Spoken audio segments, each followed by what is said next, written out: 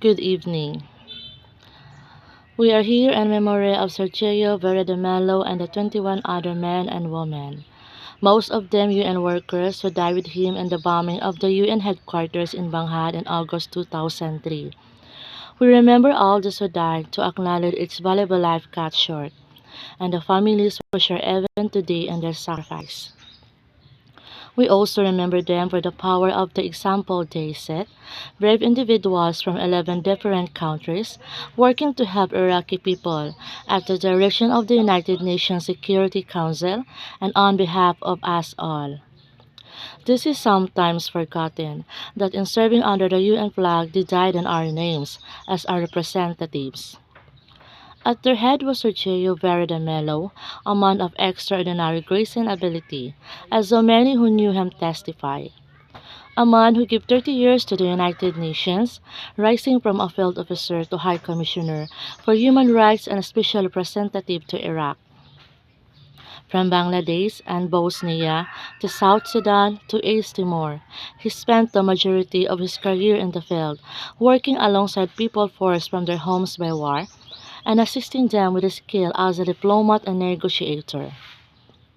Perhaps the greatest testament to his contribution is how much his advice will be valued today. As the Syrian conflict enters its seventh year, as we live through the grievous refugee crisis since the founding of the United Nations, as 20 million people are on the brink of death from starvation in Yemen, Somalia, South Sudan, and northeast Nigeria, I cannot imagine that there is anyone in the leadership of the United Nations who will not welcome the opportunity to consult Sergio or send him into the field once more. He is truly missed, even today. It is humbling for me to speak tonight in the presence of members of Sergio's family and his former colleague. I never knew Sergio, but I have stood before the plaque in the place where he died. I feel profound sadness at the fact that the conflict in Iraq, the source of so much Iraqi suffering to this day, had claimed the lives of men and women whose only intention was to try and improve a desperate situation. But also clearly the value and nobility of a life spent in service of others. Sergio was a man who never turned down an assignment, no matter how difficult and dangerous, or as others have put it, was handed one impossible task after another. He was a man, to borrow the words of Thomas Paine, whose country was the world and whose religion was to do good. He will always remain a hero and inspiration to all who follow in his footsteps. The UN's works did not end in the rubble of the Canal Hotel 14 years ago. Hundreds of UN staff have served and continue to serve in Iraq, as they do from Afghanistan to Somalia, because the task of building peace and security can never be abandoned, no matter how bleak the situation. My thought of Sergio's life and legacy derived from my 16 years with UNHCR, the agency spent so much of his career serving and representing. But I also speak as a citizen of my country, the United States. I believe all of us who work with the UN preserve this duality. The United Nations is not a country.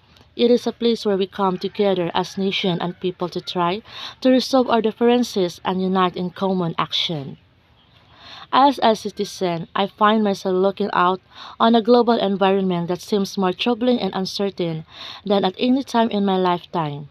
I imagine many of you may feel the same. We are grappling with a level of conflict and insecurity that seems to exceed our will and capabilities, with more refugees than ever before, and new wars erupting on top of existing conflict, some already lasting decades. We see a rising tide of nationalism masquerading as patriotism, and the reemergence of policies encouraging fear and hatred of others. We see some politicians elected partly on the basis of dismissing international institutions and agreements, as if our countries have not benefited from cooperation but actually been harmed by it. We hear some leaders talking as if some of our proudest achievements are in fact our biggest liabilities, whether it is tradition of successfully integrating refugees into our societies or the institutions and treaties we have built rooted in laws and human rights.